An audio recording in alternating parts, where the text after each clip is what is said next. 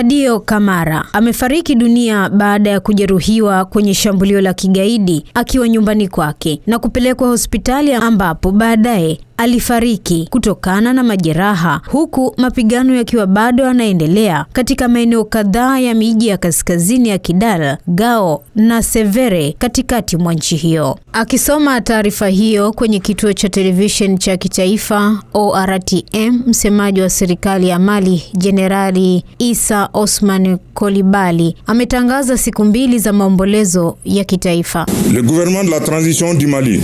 Serikali ya mpito ya Mali kwa masikitiko makubwa inaujulisha umma kuhusu kifo cha Luteni Jenerali Sadio Kamara, waziri wa nchi, ulinzi na masuala ya kijeshi. Kifo hiki kimetokea kufuatia mashambulio ya kigaidi asubuhi ya Aprili 25 mwaka 2026. Kwa hivyo, kwa uamuzi wa mheshimiwa Jenerali wa jeshi Assimi Goita, rais wa mpito, mkuu wa nchi na amiri jeshi mkuu na mkuu wa majeshi, marehemu Luteni Jenerali Sadio Kamara, waziri wa nchi, ulinzi na masuala ya kijeshi, atazikwa kitaifa.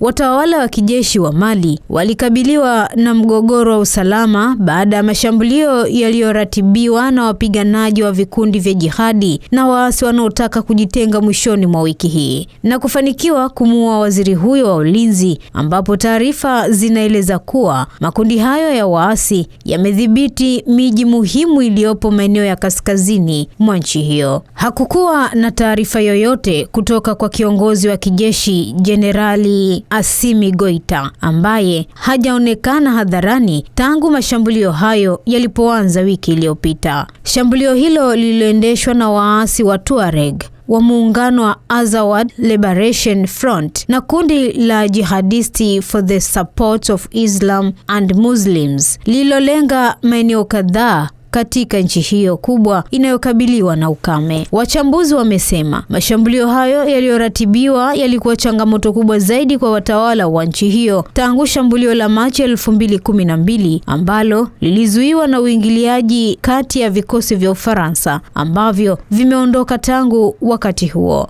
Wanajeshi wa serikali bado wanakabiliana na vikundi vya waasi katika baadhi ya maeneo ya nchi, lakini kuuawa kwa aliyekuwa waziri wa ulinzi Sadio Kamara mwishoni mwa wiki iliyopita kuliwakilisha pigo kubwa kwa utawala wa taifa hilo. Kamara aliuawa pamoja na mke wake wa pili na wajukuu zake wawili baada ya shambulio la bomu lililotegwa kwenye gari nyumbani kwake katika ngome ya kijeshi ya kati nje ya mji mkuu wa nchi hiyo, Bamako.